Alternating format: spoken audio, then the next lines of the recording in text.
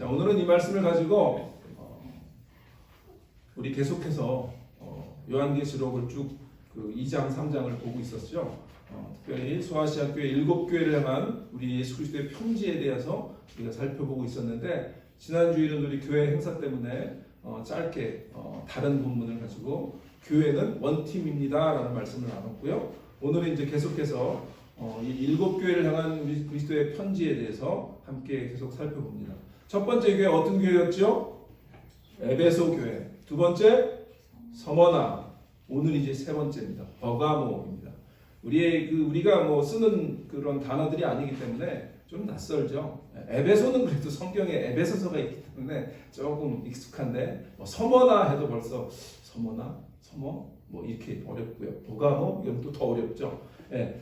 그러나 이제 오늘 이 예수님 그 이후에 예수님 돌아가시고, 그리고 이제 사도 요한이 늙음악해 이 반모섬으로 유배돼서 그곳에서 하나님의 계시로 편지를 쓴 이 요한계시록인데요. 이 요한계시록 가운데 첫 번째 섹션이 바로 예수님께서 그 소아시아에 흩어져서 믿음을 지키려고 애쓰고 있는 그 교회를 향한 편지, 7교회를 향한 편지, 그것이 오늘 우리가 보는 말씀입니다. 그 가운데 오늘 세 번째 교회인 버가모를 향한 예수 그리스도의 편지입니다. 자, 이 버가모는 우리 지도 하나 보여주실까요? 버가모는 여기 보면 소아시아 지방이라고 말씀드렸습니다. 거기 보면 에베소 맨 밑에 해안 지방, 그 다음에 서머나 두 번째 역시 해안 지방이었어요. 그런데 이제 버가모는 조금 더 북쪽으로 올라가서 내륙 지방에 있습니다. 그리고 약간 고산지대입니다. 한 300m 정도의 약간 고지대에 위치한 도시가 버가모였습니다. 자, 그런데 이 버가모가 요즘 그때 당시에 이제 페르가몬이라고도 불렸어요. 페르가몬. 이 시리 이름입니다. 이 페르가몬이라고 하는 도시인데, 이 로마 제국 당시에 이 소아시아에서 사실은 가장 큰 도시 중에 하나였는데, 이 도시가 소아시아 이 전체 이 오른쪽에 큰 둥그렇게 생긴 이 소아시아 지방인데, 그 소아시아 지역의 로마 제국의 행정 도시였어요. 이게 캐피탈이었어요. 그러니까 에베소가 오늘로 말하면 에베소가 굉장히 큰 도시였죠. 근데 에베소가 오늘로 말하면 해안 지방의 가장 큰 도시 중에 하나였는데, 우리의 미국의 뉴욕과 같은 곳이라면 이 버가모는 오늘 미국의 워싱턴 DC와 같은 행정 수도였던 거죠. 근데 참 재밌는 게 이 그 당시에 로마 제국은요, 도시들이 높은 고지대에 이렇게 세워져서 도시를 건설했어요. 그걸 뭐라고 하냐면 아크로폴리스라고 해요. 아크로라고 하는 말이 높다라고 하는 뜻이고, 폴리스는 도시라는 뜻이거든요. 그래서 아테네도 그 높은 그 지역에다가 그 신전도 짓고 도시를 지었어요. 그래서 그 아테네 아크로폴리스도 유명하죠. 그런데 사실은 이 버가모에도 아크로폴리스가 지어진 거예요. 자, 그 다음 우리 그림을 볼게요. 이게 지금 보여지는 유적이에요. 여기가 이제 버가모라고 하는 지역인데요. 자, 이렇게 보셔도 벌써 저 뒤쪽으로 약간 강이 흐르죠. 잘 안 보이실지 모르겠는데 저 뒤쪽으로 강이 흐릅니다. 그리고 이 고지대 300m 정도 높은 지역에 도시를 건설했어요. 그리고 행정도시, 캐피탈을 이 높은 도시에 지었어요. 우리가 생각할 때, 야, 이거 행정수도를 이렇게 높은 도시에 세웠을까라고 의아하지만, 그 당시에 제가 추측한데, 그 당시에 그리스 로마 지역에 그들이 숭상하는 게 뭐죠? 신화잖아요. 그러니까 신들과 가장 높은 지역에 도시를 건설하려고 했던 노력이 있었던 것 같아요. 그래서 그 밑에 보시면 벌써 이 원형 극장 같은 이 반원형 극장이 그 고바위를 다 깎아서 계단을 만든 그런 원형 극장이 큰 게 있었죠. 그리고 그 위로는 뭐 제우스 신전이라든지 또 다른 신전, 그 다음에 그 외에 어떤 행정 건물들도 있었고요. 이런 큰 도시였던 거죠. 자, 그럼 그 다음 그림을 보시면 이게 이제 상상도예요. 원래 이렇게 정도 됐을 거다. 굉장히 큰 도시였던 거예요, 버가모. 그러니까 그 당시에 이 300m 고지대형 행정시설과 종교시설과 잘 건설된 그런 도시였는데, 이것이 이제 이 높은 지역의 아크로폴리스였던 거죠. 그런데 오늘 본문에 보면, 자, 오늘 본문으로 다시 돌아가 볼게요. 보면, 자, 예수님께서 버가모를 뭐라고 얘기하시냐면 13절에 보세요. 내가 어디에 사는지를 내가 아노니 그러면서 거기는 사탄의 권자가 있는 데라 이런 말. 참 어려운 말이죠. 오늘 본문은 사실 조금 전반적으로 막 어려워요. 발람의 교훈, 니골라당, 사탄의 권자, 막 우리가 별로 쓰지도 않는 말들이 막 이렇게 막 흩어져가지고 도대체 뭔 얘기를 하는 걸까? 오늘 이 말씀을 가지고 저 목사는 도대체 얼마나 어려운 얘기를 하려고 하는 거구나. 뭐 여러분들 생각을 하시는 대로 저도 이 말씀을 준비하느라 어려웠고 여러분도 아마 듣기 만만치 않은 그런 설교일 수 있어요. 그런데 성경이잖아요. 성경이 적혀 있잖아요. 성경은 하나님의 말씀이잖아요. 그러면 여러분들 어렵더라도 들을 필요가 있어요. 또 들어야 돼요. 이해를 하려고 노력해야 돼요. 자, 그런데 이 사탄의 권자라고 하는 말도 학자들이 뭐 여러 가지 의견이 있는데요. 아까 이제 그림으로 다시 돌아가 보시면 거기에 이렇게 막 신전들이 많은데 가장 큰 신전이 뭐였냐면 제우스, 여러분 그리스 로마 시간에 제우스 신전이었어요. 그 제우스 신전이 멋있게 지어졌는데 그 신전이 얼마나 규모가 컸냐면 그 규모를 그대로 모델링을 해가지고 독일에 있는 뮤지엄에다가 그대로 이렇게 복제를 해놓은 만큼 유명한 제우스 신전이 있어요. 그런데 그만큼 그래서 아마 수많은 신들의 신전이 있기 때문에 예수님께서 그곳은 사탄의 권자가 있는 곳, 이 세상 신이니까 이 세상 신의 권자가 있는 곳이다. 그렇게 얘기하는 것이 아닌가. 그렇게 학자들이 추측을 하고 저도 그렇게 생각을 합니다. 자, 그런데 이 버가모는 또 역시 지난번에 우리 서머나가 뭘로 유명했냐면 황제 숭배, 그렇죠? 로마의 시저를 숭배하는 것으로 박해를 하고 기독교인들을 박해했다고 했는데 여기도 역시 마찬가지였던 것 같아요. 뭐 같은 지역이니까 역시 여기도 황제를 위한 신전도 큰 신전이 있었다고 해요. 자, 그런데 이 버가모가 또 유명한 게 있어요. 버가모가 뭐가 유명하냐면 양피지가 유명해요. 여러분 양피지가 뭐죠? 양의 가죽의 껍질을 얇게 펴가지고 거기다가 글을 쓰는 거예요. 자, 원래는 그 당시에 가장 유행했던 그 쉽게 말하면 글 쓰는 종이가 뭐였을까요? 파피루스죠. 이 파피루스는 이집트의 나일강 유역에 있는 그런 갈대나무 같은 거, 그 나무를 얇게 펴가지고 그것을 종이로 쓴 거예요. 그래서 그 파피루스가 있었는데 이 지역은요, 그 당시에 어떤 그 사회 정치적인 영향 때문에 그 파피루스가 공급이 중단이 됐었다 그래요. 그러다 보니까 이 사람들이 뭘 쓰긴 써야 되잖아요. 행정도시인데 글을 못 쓰면 안 되잖아요. 그러다 보니까 뭐를 개발했냐? 양피지를 개발한 거예요. 그래서 이 양피지가 여러분 영어로 뭐죠? parchment라고 해요. parchment. 근데 이 parchment가 이 벌가모에서 나온 거예요. 그러니까 이 양피지가 새롭게 개발된 곳이 이 버가모였고요. 그러니까 여기서 이 양피지에다가 모두 썼을까요? 성경도 기록했겠죠. 그렇죠? 예수를 믿는 사람. 그게 유명했고요. 자, 그 다음에 이 고대 도시에서 가장 큰 도서관이 어디 있었죠? 이집트의 알렉산드리아. 네. 가장 큰 도서관 그 이집트의 알렉산드리아가 고대의 7대 불가사의 중에 하나였거든요. 그런데 두 번째 정도의 규모로 가장 큰 도서관이 이 버가모에 있었다.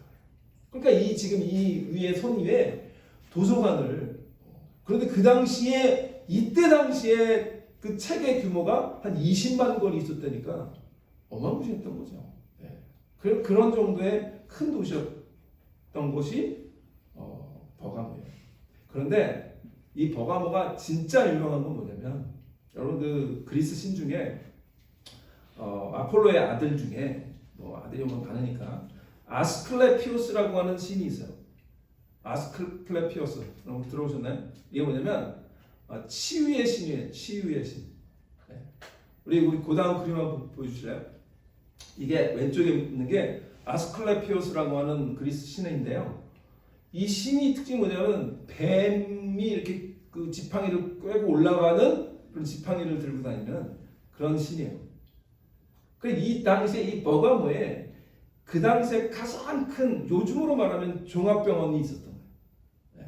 근데 그 종합병원이 오늘날처럼 뭐 의술이 발달된 게 아니라 굉장히 미신적인 거죠. 뭐냐면 예를 들면 거기에 뭐 이 수용 시설도 있었어요. 연못이 있으면 그 연못에서 뭐 쉽게 말하면 들어갔다 나오면 뭐 병이 낫는다 이런 것도 있고, 밤에 꿈에 예를 들면 뭐 뱀이 한번 이렇게 슬쩍, 그러니까 그 당시에 이 뱀은 어떻게 보면 치유를 갖다 주는 그런 약물로 이렇게 믿었던 것 같아요. 그러니까 이 뱀이 자기를 치고 지나가면 병이 낫는다, 뭐 이런 거를 믿었던 그런 곳이 바로 이 버가모였던 거예요. 그러니까 그 당시 사람들의 그 개념으로는 굉장히 큰 종합병원 같은 곳이죠. 그러니까 수많은 환자들이 이곳에 몰려온 거예요.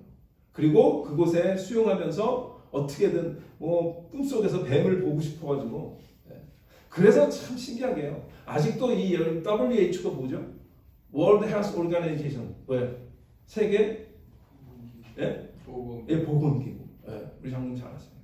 이 보건기구의 마크 심볼이 저거예요. 이 아스클레피오스의 이 지팡이가 뱀이 이렇게 꽉 올라가는.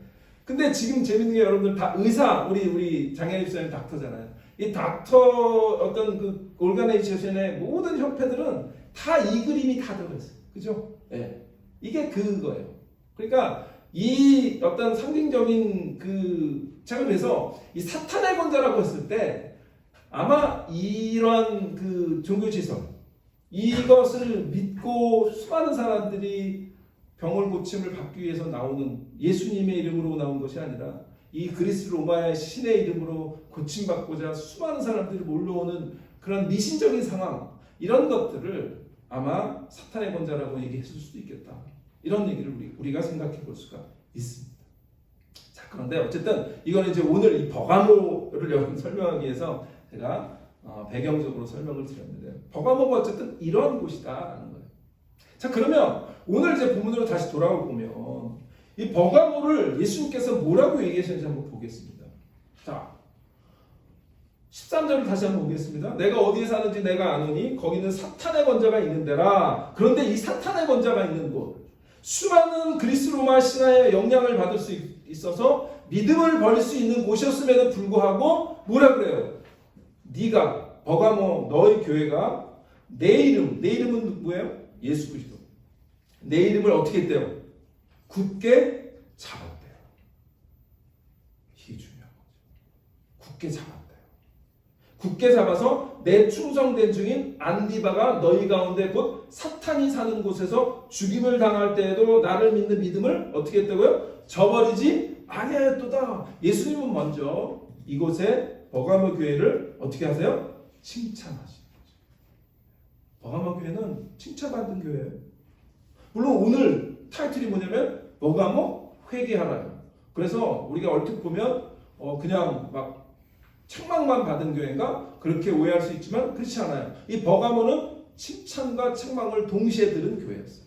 근데 먼저 칭찬이 뭐였어요? 예수 그리스도의 이름을 어떻게 했다고요? 굳게 잡았다고 했어요. 그리고 믿음을 저버리지 않았는데 그 대표적인 인물이 누구였다고요? 안디바라고 하는 사람이 죽임을 당할 때까지. 우리 지난주에 2주 전에 우리 서머나 교회에 제가 그 타이틀이 뭐였죠? 죽도록 충성하라. 근데 여기도 역시 죽도록 충성했어요. 서머나 교회 그 순교 12번째 순교자 이름이 누구였어요? 폴리카. 네, 다 잊어버리셨죠? 폴리카. 오늘 서머나 교회 순교자 폴리캅이 있었다면 오늘 버가모 교회는 누가 있어요? 안디바가 있는. 이 안디바에 대해서는 폴리캅만큼 역사적으로 많이 알려져 있지 않아요. 여전히 미궁의 인물인데요. 그러나 어쨌든 성경에 안티파스라고 이렇게 이름이 적혀 있는 걸 보면 이 안디바는 이 버가모 교회의 대표적인 신앙으로 끝까지 믿음을 지켰던 인물이 안디바예요. 그러니까 이 버가모 교회는 칭찬받을 만한 그런 교회였던 거죠. 예수님의 이름을 잡는 것, 우리가 지금은요 예수 그리스도의 이름을 붙잡을 수 있는 너무나 좋은 환경에서 살잖아요. 그러나 그 당시에 제가 지난 몇 주 전부터 계속 말씀드린 것처럼 로마 제국하에서 황제 숭배하지 아니하면 어려움을 당하고 고난을 당하고 교회는 가난에 처하고 고통당하는 그러한 상황 속에서 우리가 끝까지 내 유익을 내가 받지 않으면서까지 예수님의 이름을 붙잡는 것, 그것은 지금 우리와 차원이 다른 거죠. 그런데 죽임을 당하면서까지 예수님의 이름을 붙잡았다라고 하는 것, 그것은 버가모 교회가 칭찬받을 만한 믿음을 가졌던 교회였다라는 것입니다. 그래서 우리 디사이플 교회도 이렇게 예수님의 이름을 굳게 잡고 믿음을 저버리지 않는 그런 교회가 되시기를 주의 이름으로 축원합니다. 그런데 역시 항상 성경은 뭐라 그랬어요? 그러나가 중요하다 그랬어요. 자, 14절. 그러나 예수님이 그러나가 시작됐어요. 그러나는 뭐냐면 내게 두어 가지 책망할 것이 있나니 거기 내게 발람의 교훈을 지키는 자들이 있도다. 그렇게 얘기하면서 책망을 시작하세요. 이 책망의 내용이 뭘까? 그것을 오늘 우리 키워드로 생각해서 제가 오늘 말씀의 제목을 뭐예요? 회개하라. repent. 아주 단순한 단어예요. 영어로 말하면 repent. 한글로 말하면 회개하라. 이 말은 목사가 참 하기 힘든 단어예요. 설교 제목으로도 쓰기 정말 부담스러운 단어예요. 그런데 다행히 제가 의도한 것이 아니라 성경에 그 단어를 예수님께서 써주시는 바람에 제가 그 단어를 아주 부담 없이 사용하고 있습니다. 회개하라. 누가 예수님이 버가모 교회를 하면서 회개하라. 그래서 오늘의 본문의 키워드는 회개하라. 자, 그러면 이 버가모가 칭찬을 받았음에도 불구하고 회개해야 되는 이유가 뭘까요? 오늘 14절을 보니까 책망받는 이유가 뭘까요? 발람의 교훈을 지키는 자들이 있었대요. 그럼 이게 뭘까? 그건 이제 조금 이따 말씀드리려고 하는데, 어쨌든 주님이 기뻐하지 않는 일들이 그 교회 안에 있었던 거죠. 발람의 교훈을 지키는 자들이 있었다는 거예요. 또 다른 말로 말하면 니골라당을 따르는 자가 있었다는 거예요. 근데 이 니골라당이라고 하는 말은 어디도 있었죠? 에베소 교회에 살짝 나왔었어요. 그런데 거기는 그거를 어버컴했었어요. 자, 그런데 버가모 교회는 이 니골라당 또는 발람의 교훈을 따르는 자들이 있었던 거예요. 자, 그러면 예수님 분명히 버가모 교회를 향해 회개하라 이렇게 말씀하죠. 그럼 우리가 회개라고 하는 게 뭘까? 여러분, 회개가 뭐라고 생각하세요? 울붓자고 하는 게 회개인가요? 네, 회개는 원래 말하면 돌아선다라는 뜻이에요. 쉽게 말하면 내가 이 방향으로 동쪽으로 가다가 이 동쪽의 방향이 잘못됐다고 생각하고 다시 180도 돌아서서 서쪽 방향을 향해서 가는 것. 그게 쉽게 말하면 그게 회개예요. turn around 하는 거예요. 그게 회개의 의미인데요.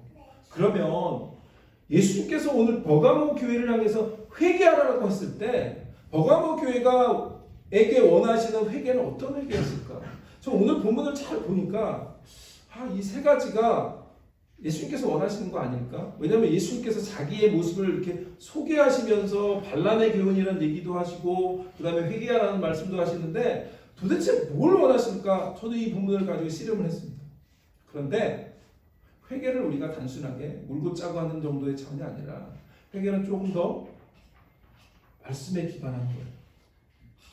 자, 오늘 보니까 첫 번째는 뭐냐면 회개를 위한 단계가 있는 것 같아요.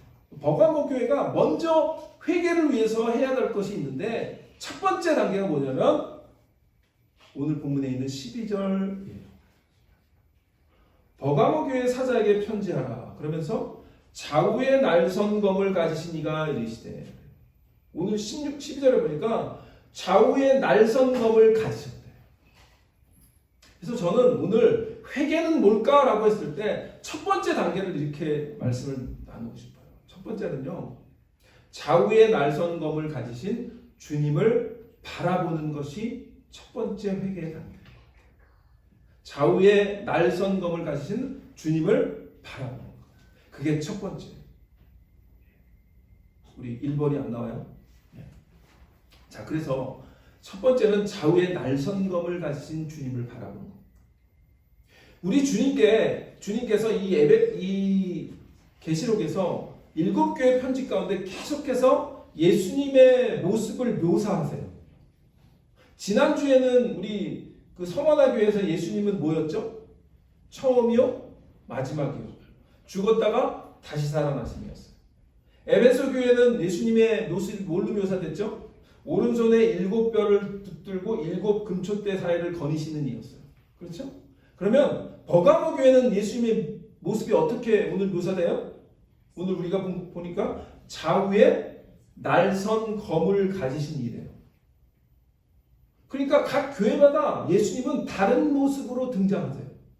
근데 오늘 버가모를 향한 예수님의 메시지는 회개하라인데요. 그 회개하라고 하는 말씀을 하기에 앞서 자신을 말씀하시는데 자신의 모습이 좌우에 날선 검을 가지신 이래요. 어떻게 보면 섬뜩하죠? 그러니까 이 버가모 교회가 먼저 회개하라고 했을 때 회개의 첫 번째 단계로 이 좌우에 날선 검을 가지신 주님을 바라보기를 원하시는 것이 아닐까? 저는 그렇게 생각을 했어요. 주님께 다시 돌아와 믿음을 회복해야 하는데 물론 안디바 같은 사람도 그 교회에 있었지만 그렇지 않은 사람들, 발람의 교훈을 따르고 니골라당을 따랐던 사람들은 믿음을 저버리는 거죠. 그 사람들은 어떻게 해야 돼요? 자신의 죄로부터 돌이켜서 바라봐야 할 대상이 있는 거예요.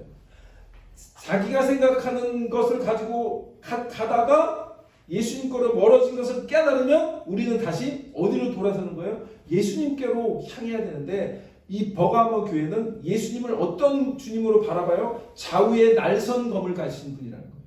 그러면 이게 무슨 말일까? 좌우에 날선 검.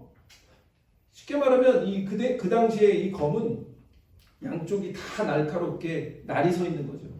이 윗부분도 아랫부분도. 그러니까 이렇게 찌르든 저렇게 찌르든 죽는 거예요. 그 정도로 아주 날카로워.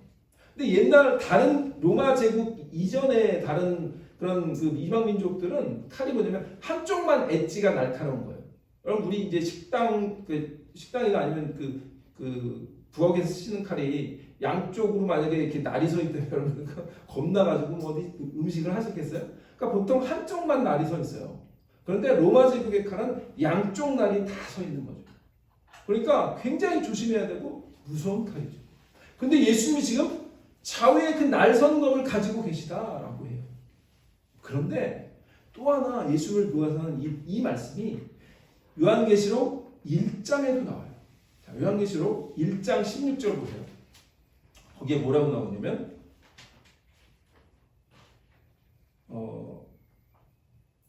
볼게요. 자, 어떻게 나오냐면 그의 오른손에 7별이 있고 그의 입에서 좌우의 날선검이 나오고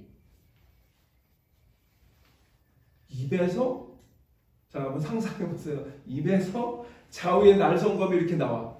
그걸 그림으로 그리면 정말 희한한 예수님의 모습이겠죠. 그런데 지금 그렇게 묘사하고 있어요. 이게 도대체 이렇게 황당한 그림을 그릴 수밖에 없는 이 모습이 예수님의 입에서 좌우의 날선검이 나와요. 이 말씀은 뭘까요? 여러분 입에서 뭐가 나와요? 말이 나오죠. 말씀이 나오는 거예요. 그러니까 이 좌우의 날선검이라고 하는 것은 주님의 말씀인 거죠.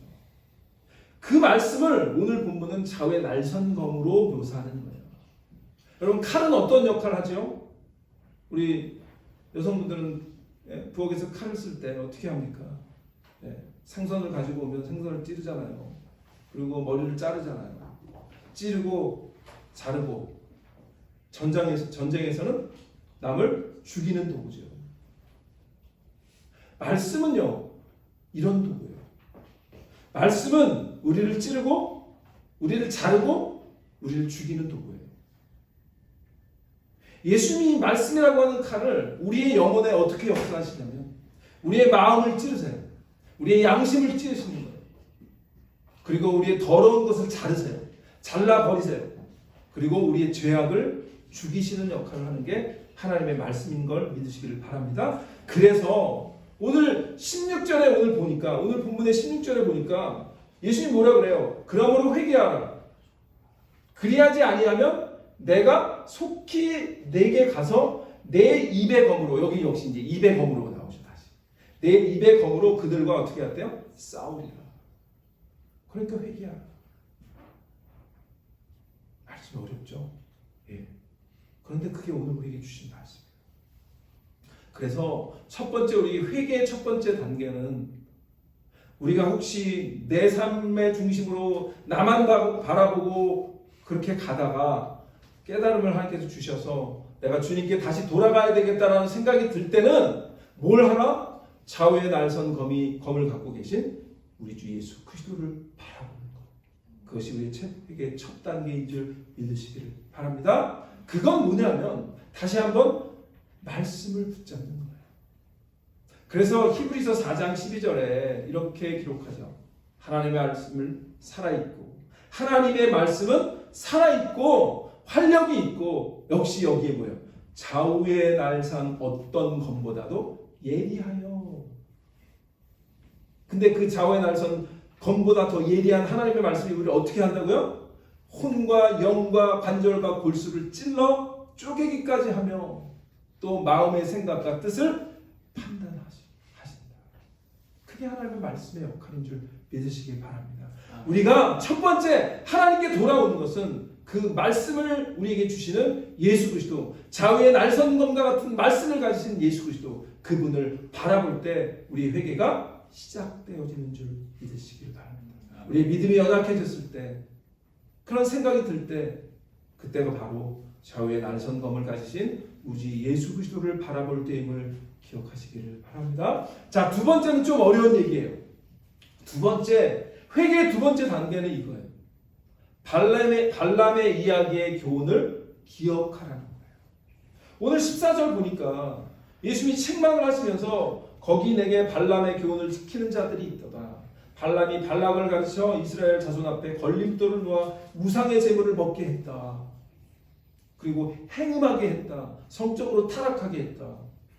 그리고 15절에 이와 같이 너희에게도 이 니골라당의 교훈을 지키는 자들이 있도다. 자, 그러면 적어도 이 발람의 교훈을 따르는 자나 니골라당의 교훈을 따르는 자는 거의 같은 부류고 같은 종류의 죄악인 거죠. 근데 그러면 이 니골라당에 대해서는 별로 알려진 게 없어요. 아마 그 당시에 어떤 그 교회 내에 들어온 어떤 이단적인 사상 같아요. 자, 그런데 그 니골라당의 가르침을 예수님은 뭐라고 얘기하냐면 구약의 이스라엘 백성들이 민수기에서 이 발람의 그런 예언을 발락이 꾸두겨가지고 하도록 이스라엘을 저주하도록 했던 그 사건과 결부를 시킨단 말이에요. 그럼 이게 뭐냐라는 거죠. 쉽게 얘기하면 이거죠. 올바른 신앙의 진리를 따르지 않고 세상과 타협해서 우상 숭배하게 됐고 그 결과 성적인 타락까지 한 것, 그 사건이 발람 사건이에요. 그러니까 사도 요한은 에베소 교회에서 잠깐 나왔던 이 니골라당이라고 하는 교훈을 이 버가모 교회에서 더 구체적으로 설명해 주는데 그 니골라당의 교훈은 이 발람의 교훈을 따르는 자와 같은 자들이었다. 이렇게 얘기를 하는 거예요. 그리고 여러분은 발람의 사건 잘 아시잖아요. 민수기의 22장부터 24장까지 나오는. 자, 뭐 짧게 설명, 이거를 하면 또 한참 얘기가 되니까. 발람 얘기가 뭐죠? 민수기 22장부터 24장까지 이스라엘 백성이 출애굽해서 광야에서 이제 곧 이스라엘 가나안 땅을 눈앞에 두고 어느 지역을 지나가고 있어요. 모압이라고 하는 땅을 지나가고 있어요. 그런데 이 모압 땅에 있는 왕의 이름이 발락이었어요. 발람과 발락은 다른 사람이에요. 이 발락이라고 하는 모압 왕이 소문을 들었는데 이 이스라엘의 그 60만, 그러니까 이제 남자만 60만이니까 그다음에 여자 어린아이들까지 한 110만도 더 되는 150만 정도 되는 큰 무리가 오면서 계속 전쟁을 하면서 오는데 다 이기고 있는 거예요. 와, 이거 우리 땅을 지나가다 우리는 다 멸절하겠다. 안 되겠다. 이 발락이 메소포타미아 그쪽에서, 이 모압 지방은 이스라엘 남쪽에 있는 지방인데 거기서 메소포타미아면 저기 한참 동쪽에 있는 그쪽에 유명하다는 그런 선지자를 불러와요. 그러니까 쉽게 말하면 요즘 말하면 점쟁이 같은. 그게 이름이 누구예요? 발람이에요. 이 발람이 그 당시에 굉장히 유명한 어떤 선지자, 예언을 하는 그런 점쟁이였던 거죠. 그 사람을 돈을 많이 주고 불러와요. 그리고 뭘 시키죠? 앞으로 우리에게 오는 이 이스라엘 민족을, 이스라엘 백성을 저주해라. 제발 저주해라. 그런데 여러분 다 알지만 이 발람이 와서 어떻게 해요? 이스라엘을 저주합니까? 축복합니까? 축복하죠. 하나님의 음성을 듣고 나귀를 통해서 하나님의 음성을 듣기도 하고 이러면서 발람이 전혀 결코 이스라엘을 저주할 수 없는 상황이 돼요. 그러니까 이 발람은 또 이 발락이 불안하니까 돈을 또 주면서 야 그래도 저쪽 가서 다시 한번 예언을 해봐. 이쪽 산에 가서도 한번 보고 저쪽 산에서도 한번 보면서 이 이스라엘 백성을 어떻게든지 저주를 좀 해봐. 그런데 막 두 번, 세 번을 하는데 계속 그때마다 어떻게 해요? 이스라엘은 축복을 받는 거예요. 이건 도대체 어떻게 할 수가 없는 거죠. 그래서 도저히 안 된다 싶어서 이 발람은 그냥 자기 고향으로 돌아와 버려요. 그런데 민수기 22장부터 24장까지만 보면 그거 이후로 무슨 일이 없는 것처럼 보여요. 그런데 그렇지 않은 거예요. Something happened. 그 사이에 발람이 돌아가기 전에 무슨 일이 있었냐면 성경에 민수기에는 자세히 기록되지 않지만 그 이후에 이 유추에서 우리가 보면 신약에서도 이 발람의 교훈을 기록하고 있고 그러면 이 발람의 교훈에서는 우리가 분명히 뭔가 something happening인 거예요. 그게 뭐냐면 민수기 25장의 말씀. 민수기 25장 먼저 민수기 31장 먼저 보겠습니다. 민수기 31장 16절에 보면 이렇게 기록이 돼요. 보라 이들이 누구냐면 이 발락 이 모압 백성들 발락을 위시한 이 모압 백성들이 이들이 발람의 꾀를 따라 자 이게 뭐냐면 발람이 저주를 하다가 축복만 했어요. 근데 안 되겠다 싶으니까 아마 발람에게 야 그래도 뭔가 하나 좀 우리가 불안하니까 저 이스라엘 백성을 좀 무너뜨릴 좀 관계를 우리에게 좀 알려줘라고 했을 거라고 생각하는 거죠. 성경에 디테일하게 나오셨지. 왜냐하면 이렇게 꾀를 따라 뭔가 했다라고 나오니까 그 뭔가를 한 거죠. 뭐를 했냐면 그 꾀를 따라서 이스라엘 백성이 뭐를 하냐면 이스라엘 자손을 부올의 사건에서 여호와 앞에 범죄하게 했어요. 이 부올의 사건이 또 뭐냐? 오늘은 이게 사실은 한편의 설교로 얘기될 수 있는 게 아닌데 제가 압축해서 말씀드리는데 이 부올의 사건은 뭐냐면 이 바알 부올이라고 하는 그 지역에서 이스라엘 백성이 큰 범죄를 하죠. 그 말씀이 25장에 나오는데 자 범죄하게 하여 여호와의 회중 가운데 연병이 일어났대요. 하나님이 그러니까 이 사건 때문에 전염병을 확 퍼뜨려서 엄청난 이스라엘 백성이 거기서 죽어요. 그 사건이 뭐냐면 자 그 다음 우리 본문을 보시면 25장에 그 다 볼 수가 없어서 제가 두 절만 보는데요. 이스라엘이 바알 부올에게 가담한지라 여호와께서 이스라엘에게 진노하시니라. 이게 바알 부올이라고 뭐냐면 부올이라고 하는 지역에서 바알을 섬겼다는 뜻이에요. 그러니까 뭐죠? 이 부올이라고 하는 지역에서 바알신 하나님이 가증히 여기시는 이방신을 섬기면서 엄청난 추잡한 행동들을 이스라엘 백성이 했다는 거예요. 그래서 하나님이 진노하셨어요.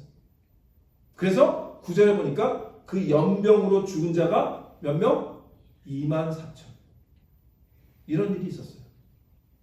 그러니까 민수기 22장, 24장까지는 아무 일이 없는 것처럼 보이지만 25장에 넘어가면 이 사건을 기록하면서 31장에서 성경의 기자는 뭐라고 얘기해요? 이게 이것 때문이야 라고 설명해 줍니다. 그러니까 그것을 신학에서는 또 뭐라 그래요? 발람의 교훈을 따르는 자라고 얘기해요. 그러면 이 발람의 교훈은 뭐죠? 발람은 이 발락에게 돈을 받고 어떻게든 이스라엘을 저주하려고 했기 때문에 못했지만 그러나 어떤 일을 한 거예요? 이스라엘을 저주하지는 못했지만 이스라엘이 영적으로 타락하게 하고 성적으로 타락하게 하는 일들을 꾀를 발락에게 준 거예요. 그리고 그것을 이스라엘 백성들이 그대로 받아들여서 범죄를 하나님 앞에 우상 숭배하는 그런 일들을 부올해서 바알신을 섬기는 그러니까 바알신을 섬기는 것과 성적으로 타락하는 게 왜 그럴까요? 이 당시에 바알신을 섬기는 건 굉장히 타락한 그런 종교 의식이에요. 왜냐면 바알신은 뭐냐면 풍요를 허락하는 신이었거든요. 가나안 신에. 그런데 그 바알 숭배하는 그 사제가 여자들이에요. 그러니까 여자들과 남자들이 거기에서 성적으로 그런 추악한 일들을 하면서 그걸 통해서 하늘에서 비가 내리는 그런 일들을 한 거예요.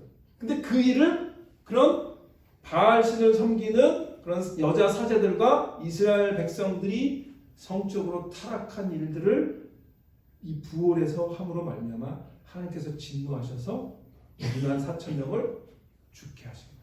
그게 발람의 사건이에요.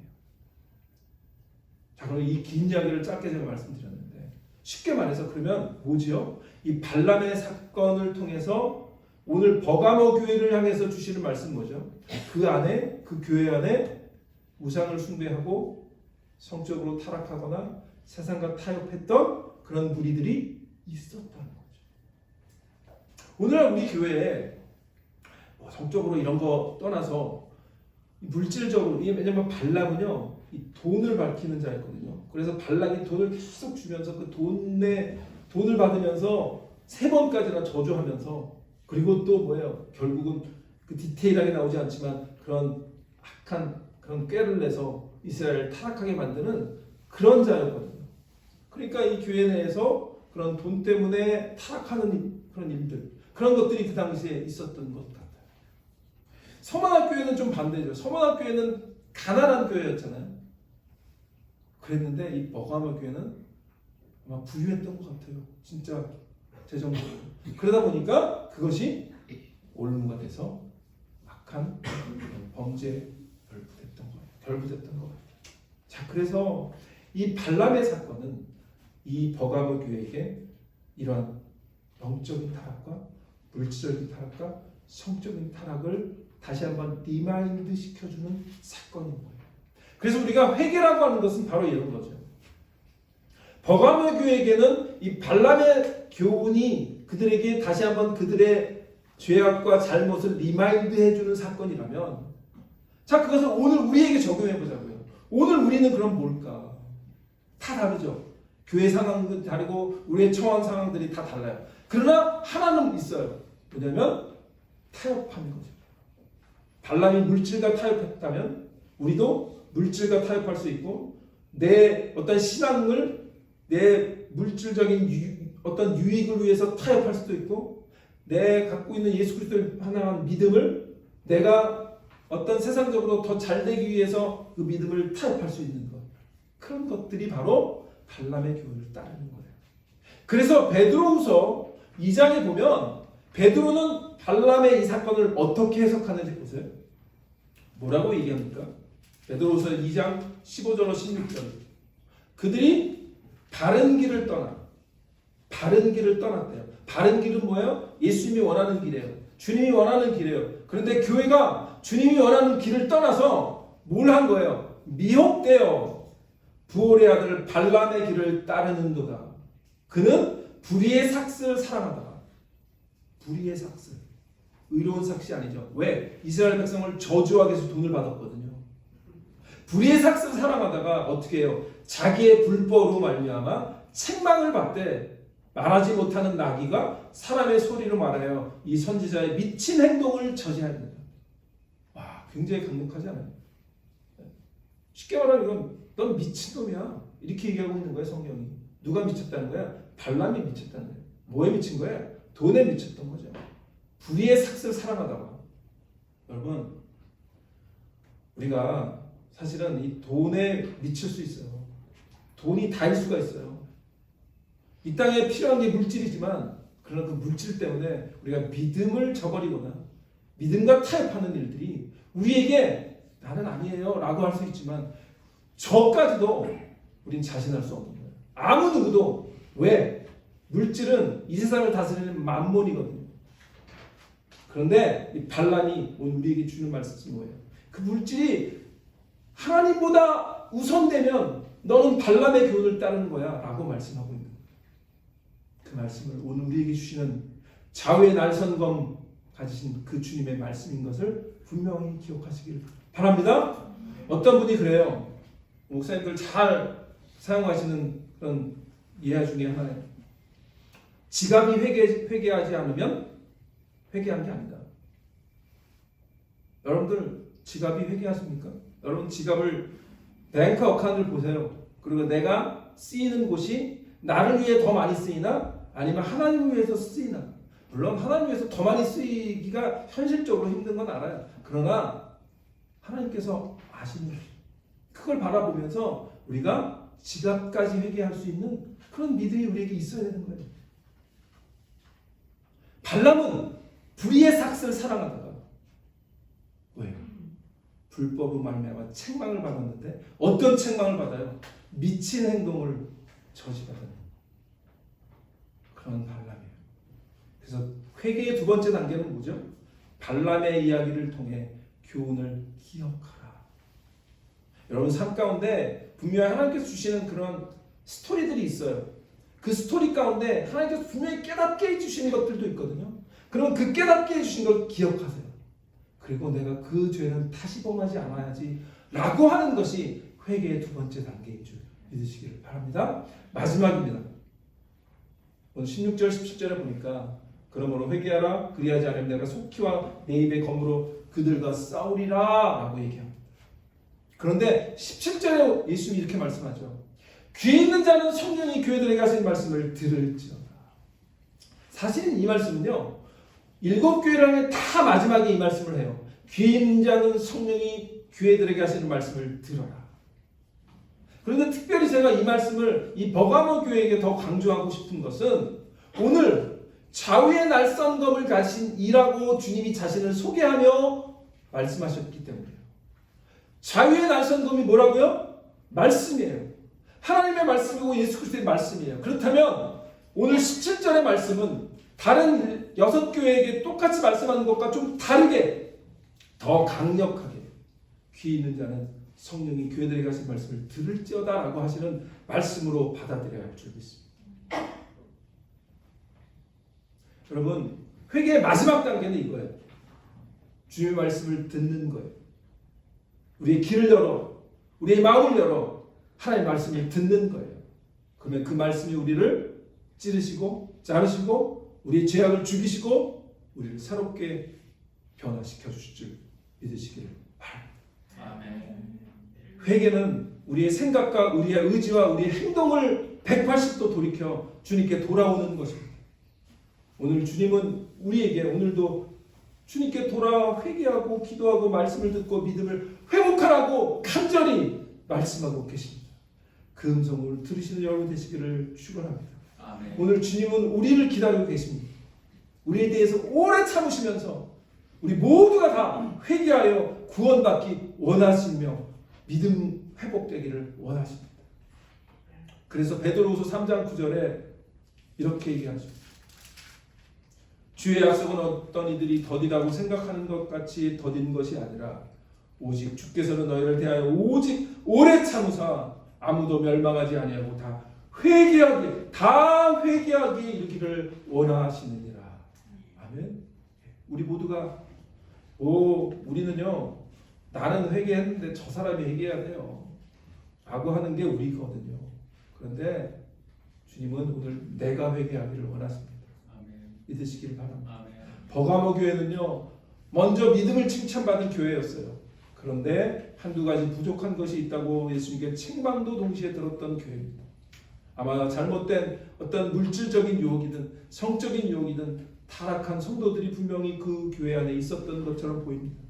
그럴 때 주님은 교회가 주님의 신부처럼 다시 정결하게 세움받기를 원하셨고 그래서 그 잘못된 죄에서 돌이켜 회개하라고 말씀하십니다. 오늘 주님은 우리 디사이플 교회를 향해서 동일하게 회개하라. 이 회개는 정죄하고 책망하고 그냥 우리를 어떻게든지 막 볶으려고 하는 그런 말씀이 아니라 참 오늘 보세요. 버가모 교회를 향해서 칭찬하시잖아요.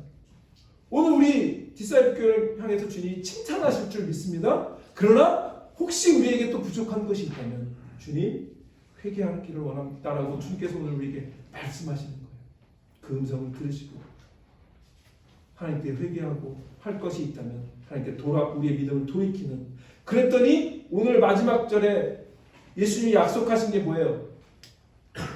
그에게는 내가 감추었던 만나를 주고 또 흰돌을 줄 터인데 그 돌 위에 새 이름을 기록한 것이 있나니 받는 자밖에는 그 이름을 알 사람이 없다. 엄청나게 놀라운 축복이에요.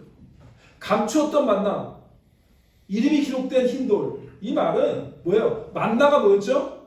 이스라엘 백성이 광야 생활할 때 하나님께서 하늘에서 내렸던 음식이죠. 만나는 하나님의 말씀의 음식입니다. 우리가 하나님께 돌아올 때 내가 이전에는 깨닫지 못했던 그 놀라운 하나님의 깊은 은혜의 말씀을 우리에게 깨닫게 해주시겠다는 약속이에요. 그 hin돌은 뭐예요? 그 이름이 우리의 생명, 하나님의 생명책에 기록된다는 얘기죠. 그런 은혜를 우리에게 약속해 주신 그 은혜를 붙들고 하나님께 속 나에게 오늘 회개하라고 말씀하시면 하나님, 내가 주님 앞에 회개합니다. 자녀의 날성검을 가진 예수님을 바라보겠습니다. 발람의 교훈을 기억하겠습니다. 그리고 주님의 말씀을 듣고 회개하겠습니다. 하나님께 결단하는 그런 이 시간 되시기를 주의 이름으로 축원합니다. 아멘. 기도하겠습니다. 하나님